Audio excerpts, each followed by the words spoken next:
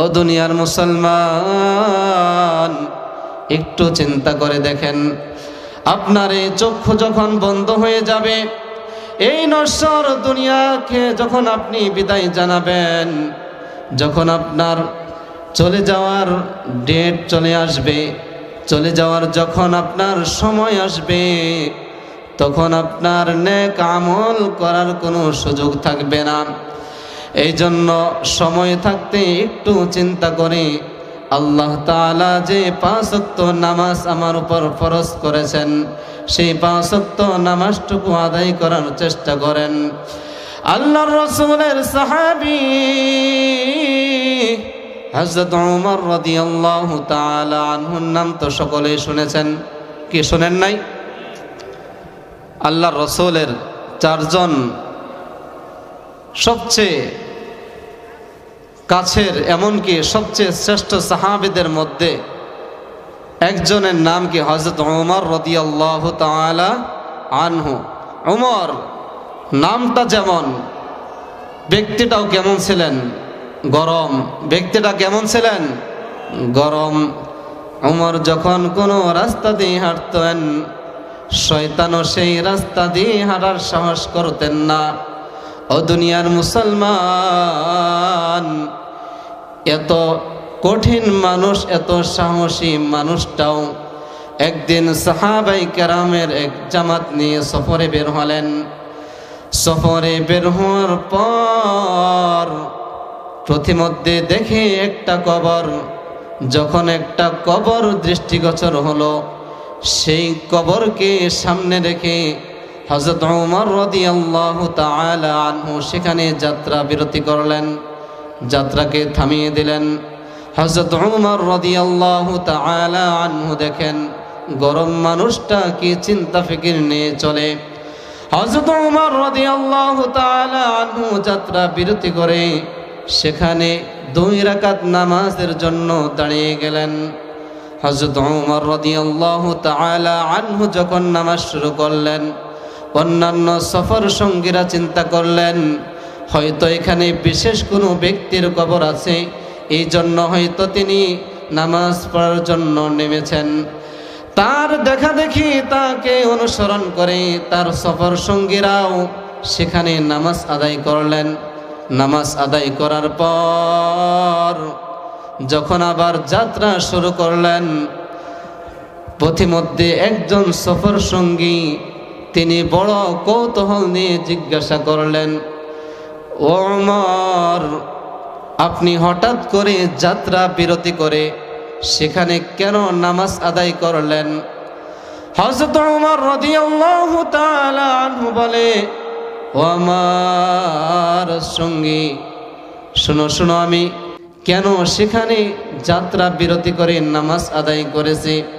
হযরত ওমর রাদিয়াল্লাহু তাআলা আনহু বলেন, আমার দিলের মাঝে ভাবনা আসলো যে আমার এখন সময় আছে, আমি 2 রাকাত নামাজ পড়ে নিতে পারি, কিন্তু যেই কবরে মানুষটা শুয়ে আছে, যেই মানুষগুলো কবরবাসী হয়ে গিয়েছে, তারা কবরে শুয়ে শুয়ে আকাঙ্ক্ষা করতেছে যদি আমি দুনিয়াতে যদি আমি যদি আমি 2 মিনিট সময় পাইতাম, তাহলে আমি 2 রাকাত নফল নামাজ আদায় করতে পারতাম।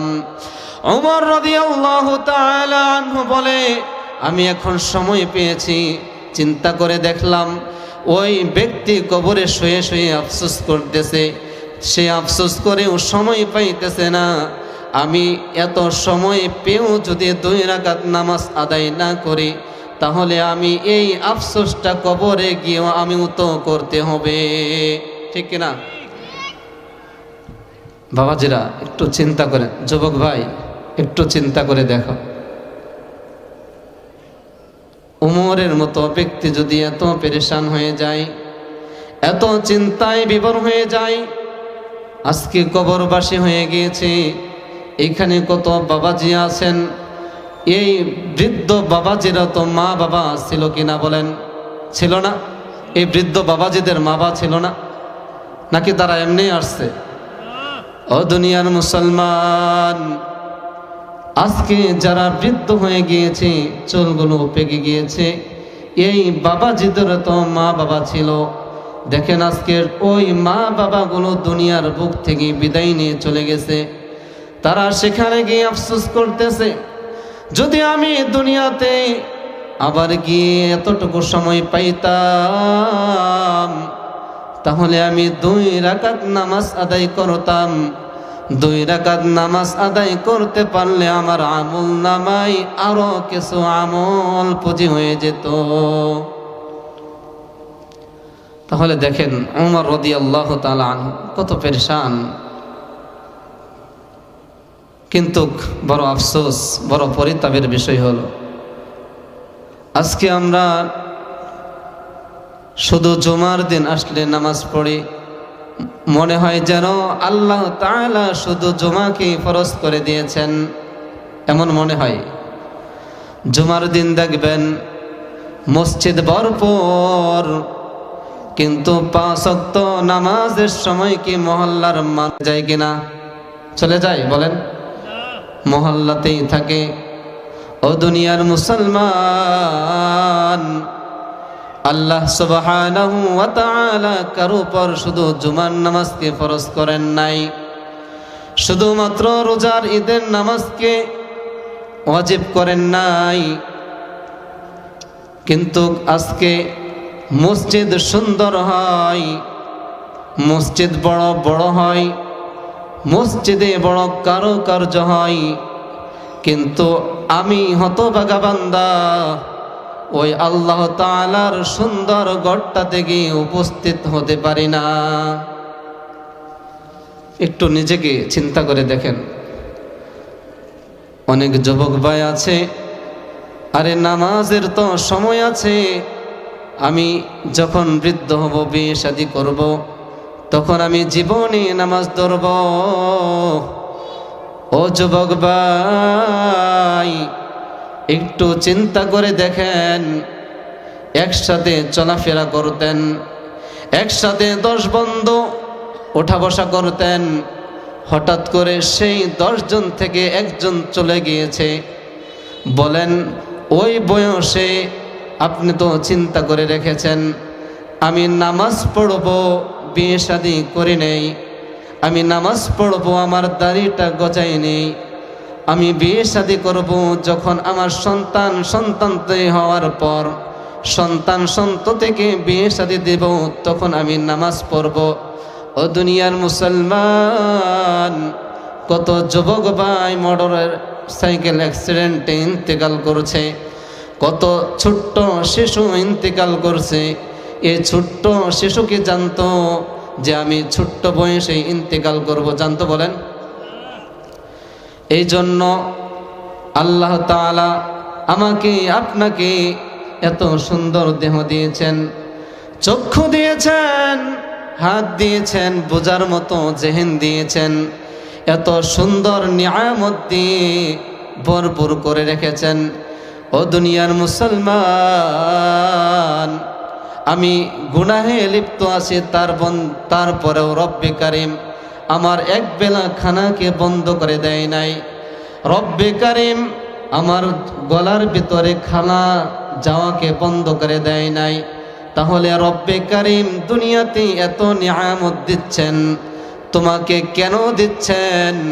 রব্বে কারিম জানিয়ে দেয়, ওয়ামা খালাকতুল জিন্না ওয়াল ইনসা ইল্লা লিয়াবুদুন। বলেন না আল্লাহু আকবার।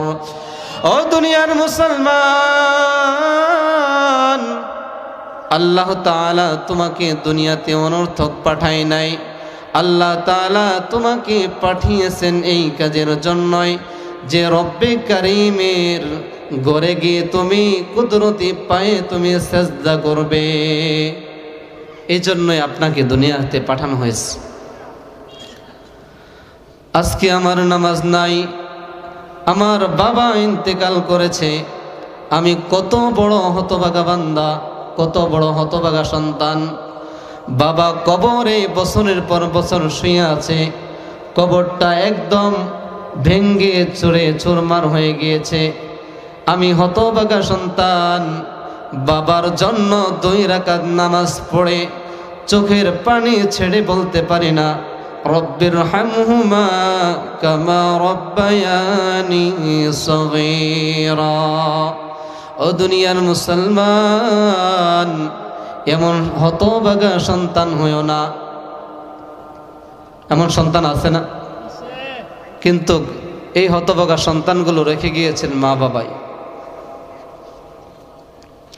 আজকে সন্তান নামাজ পড়ে না, সন্তান রোজা রাখে না, সন্তান যাকাত দেয় না, সন্তান কোনো নেক আমল করে না। এই সন্তান যত খারাপ কাজ করে যাচ্ছে, এই খারাপ কাজের একটা অংশ কার উপর আসতেছে বলেন? মা বাবার উপর। কার উপর? মা বাবার উপর। এটা আমরা সকলেই জানি, এই মাসালার মুফতি আমরা সকলেই। কিন্তু জানার পরেও সন্তানের একটু নেক আমল শিখবে, সন্তান একটু দিন শিখবে, এই চিন্তা আমরা করি না। যখন আমরা মাহফিল থেকে চলে যাই, যখন আমরা ঘুমিয়ে যাই, সকাল হয়ে যায়, ঘর থেকে বের হয়ে যাই, আমার সব কিছু ভুলে যাওয়া হয়। আমার সন্তানটাকে যে নেক কাজের শিক্ষা দিতে হবে সেটাও আমরা ভুলে যাই। ভুলে যাওয়ার কারণেই আমার সন্তানটা আজকে দিন হারা হয়ে যাচ্ছে। আরেকটা বিষয় হলো যে আমরা নেক আমল বলতে শুধুমাত্র নামাজকে নেক আমল বুঝি। যখন কোনো মানুষ বয়ান শুনে, যখন কোনো মানুষ নিজেকে একটু পরিবর্তন করতে চায়, ভালো হতে চায়, তখনই দেখবেন আমাদের জেহেনে চলে আসে যে আমার নামাজ পড়তে হবে, আমার রোজা রাখতে হবে, যাকাত দিতে হবে, হজ করতে হবে, এগুলাই মাথায় চলে আসে না বলেন? একটা উদাহরণ দেই, সহজে বুঝে আসবে। একটা বৃক্ষের কয়টা প্রধান ডাল থাকে? কয়টা? 2টা। কয়টা থাকে? 2টা ডাল থাকে। প্রধানত 2টা ডাল থাকে। একটা গাছ সাধারণত 2টা ডাল থাকে।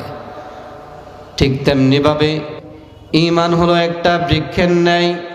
এই ঈমান নামক বৃক্ষেরও 2টা ডাল রয়েছে। কয়টা ডাল? কয়টা? সবাই বলেন কয়টা? তো সবকের মতো করে পড়ায় যাতে করে মনে থাকে। 2টা ডাল। ঈমান নামক বৃক্ষের কয়টা ডাল? 2টা ডাল। একটা ডাল হচ্ছে, একটা ডালে নামাজ পড়তে হবে, যাকাত দিতে হবে, রোজা রাখতে হবে, হজ করতে হবে। এই একটা ডাল থেকে আরো শাখা প্রশাখা হচ্ছে এগুলো, যে নামাজ পড়তে হবে, রোজা রাখতে হবে, যাকাত দিতে হবে। আমরা শুধু মনে করি যে করার কাজ করতে হবে, এটাই হলো নেক আমল। আমরা কি মনে করি? করার কাজ করতে হবে, এটাই হচ্ছে নেক আমল। আচ্ছা, কেউ যদি রোজা রাখে, হজ করলো, যাকাত দিল, কিন্তু বাকি আরেকটা ডাল রয়ে গেছে না বলেন? ঈমান নামক বৃক্ষের কয়টা ডাল? 2টা। তাহলে আমি নামাজ পড়লাম, রোজা রাখলাম, হজ করলাম, যাকাত দিলাম, তাহলে তো আমি ঈমান নামক বৃক্ষের একটা ডালকে অনুসরণ করলাম। কয়টা ডালকে? একটা। তাহলে আরেকটা ডাল রয়ে গেছে না? আরেকটা ডালের মধ্যে, সেটা হলো সুদ ছাড়তে হবে, ঘুষ ছাড়তে হবে, অন্যায় অপরাধ ছাড়তে হবে, জালেমগিরি ছাড়তে হবে, মানুষের সম্পদ লুণ্ঠন করে নেওয়া ছাড়তে হবে। তাহলে আমি মনে করি শুধু করার কাজ করতে হবে, এটাই নেক আমল। ছাড়ার কাজ ছাড়তে হবে, এটা যে নেক আমল, আমরা এটা মনেই করি না। কি বলেন? ছাড়ার কাজ ছাড়তে হবে, এটা যে নেক আমল, এটা আমরা মনেই করি না। করার কাজ করতে হবে, ছাড়ার কাজ ছাড়তে হবে।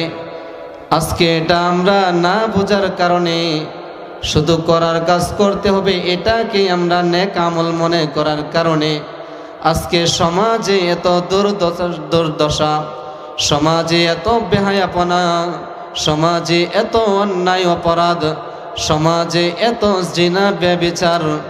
এটা কেন? আমরা শুধু করার কাজ করতে হবে এটাকে নেক আমল মনে করার কারণে। আজকে আমি নামাজ পড়ি, কিন্তু আমি সুদ ছাড়ি না, নামাজ পড়ি, ঘুষ ছাড়ি না, জাকাত দেই, জাকাত আসছে 1,00,000 টাকা, কিন্তু আমি দেই কত? 50,000 টাকা। দেখবেন বর্তমান অবস্থা এমন হয়েছে, জাকাত আসে 1,00,000 টাকা, কিন্তু জাকাত দিয়েছে 50,000 টাকা। এখন বলেন, সে তো চিন্তা করতেছে, তার দিলে একটা ধারণা চলে আসছে আমি জাকাত দিই, সে নেক আমল করতেছে, তার ধারণা চলে আসছে না? বলেন, সে চিন্তা করতেছে আমি ভালো কাজ করতেছি, আমি জাকাত দিতেছি। এখন বলেন, সে যে জাকাত দিল, তার জাকাত আসছে 1,00,000 টাকা, সে তো চিন্তায় বিভোর, সে চিন্তা করতেছে এবং খুশি যে আমি জাকাত দেই, আমি নেক আমল করি। সে যে আরো 50,000 টাকা জাকাত দেওয়া থেকে বিরত থাকলো, বলেন সে কি নেক আমল করলো? আরেক দিকে গুনাহ কামাই করলো কিনা? কি বলেন? আচ্ছা, 50,000 টাকা যে জাকাত দেয় নাই, এই 50,000 টাকা কার? কার বলেন? এই 50,000 টাকা কার? গরিবের না? জাকাত আসছে 1,00,000 টাকা, এই 50,000 টাকা জাকাত সে দিল, আর 50,000 টাকা জাকাত দিল না। তাহলে এই বান্দা তো চিন্তা করতেছে আমি নেক কাজ করে ভরে ফেলতেছি, আমি জাকাত দিচ্ছি, তুমি তো গরিব দুঃখীদের 50,000 টাকা মেরে দিলা। কি বলেন? গরিব দুঃখীদের 50,000 টাকা মেরে দেয় নাই। আমার নামাজকে আমি মনে করি আমি নেক আমল করতেছি, আমি নামাজ পড়ে যাওয়ার পর পথিমধ্যে আমার একটু রাগ উঠে গিয়েছে, আমি একজনকে গালি দিয়ে দিলাম, আমি তো চিন্তা করি আমি নামাজ পড়ি। ও দুনিয়ার মুসলমান, শুধু নামাজই নেক আমল না। আমি নামাজ পড়ি, যাওয়ার পর আমি জমিনের আলটাকে এমনভাবে কাটি মনে হয় যেন পুরা জমিটাই আমার। চিন্তা করি আমি তো নামাজ পড়ে আসছি, আমি নেক আমল করছি, কিন্তু আপনি যে অন্যায় অপরাধটা করতেছেন, অন্যের সম্পদ আপনি নিয়ে আসলেন, এটাও যে নেক আমলের অন্তর্ভুক্ত, সেটাকে আমরা অনেকেই বোঝার চেষ্টা করি না, ঠিক না? এই জন্যে সমাজে অন্যায় অপরাধ বেশি। করার কাজ করতে হবে, ছাড়ার কাজ ছাড়তে হবে, এটা যে নেক আমল, এটা আমরা না বোঝার কারণে। ও দুনিয়ার মুসলমান, জীবনটাকে একটু পরিবর্তন করেন, নিজের জীবনের একটু হিসাব নিকাশ করেন। একটা সময় বিদায় নিয়ে চলে যেতে হবে, একটা সময় আপনার সব কিছুর অবসান ঘটবে, কিন্তু তখন শত আফসোস করলেও আপনি নেক আমলের পুঁজি বাড়াতে পারবেন না। পারবেন? তখন নেক আমলের পুঁজি বাড়াতে পারবেন? বলেন। এই জন্য সময় থাকতে, হায়াত থাকতে নেক আমলের জন্য প্রতিযোগিতা করেন, নামাজ পড়েন, গুনাহ থেকে বিরত থাকেন, যাকাত দেন, পরিপূর্ণ দেওয়ার চেষ্টা করেন, হজ করেন। হজ ফরজ হয়েছে, অনেকের উপর হজ ফরজ হয়েছে, কিন্তু চিন্তা করে আমি যদি হজ করে ফেলি তাহলে আমার অনেক টাকা চলে যাবে, এজন্য হজ করে না।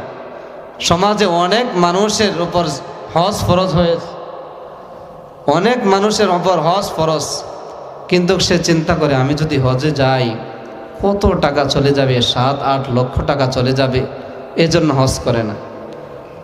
কিন্তু সে তো চিন্তা করে যখন রমজান মাস আসে মাদ্রাসায় কিছু টাকা দিই, মসজিদে কিছু দান খয়রাত করি, সে তো চিন্তা করে আমি তো নেক আমল করতেছে। তার চিন্তাটা ভালো, সে যাকাত দিচ্ছে, কিন্তু তার উপর যে হজ ফরজ হয়ে আছে, হজ ফরজ হওয়া সত্ত্বেও না করার কারণে সে কি গুনাহ কামাই করতেছে না? বলেন, কি বলেন? গুনাহ কামাই করতেছে না? এই জন্য আমরা মনে করি যে শুধুমাত্র আমি করার কাজ করব, ছাড়ার কাজ ছাড়ব না। ও দুনিয়ার মুসলমান, দুনিয়া থেকে বিদায় তো নিতেই হবে, এই জন্য নেক আমলের ব্যাপারে একটু প্রতিযোগিতা করেন। এখন বলবেন হুজুর বুঝলাম, নেক আমল যদি করি দুনিয়াতে আমরা সরাসরি কি পাবো? আমরা দুনিয়ার মানুষ হলাম নগদে বিশ্বাসী। আমরা কি নগদে বিশ্বাসী? আমরা নগদ না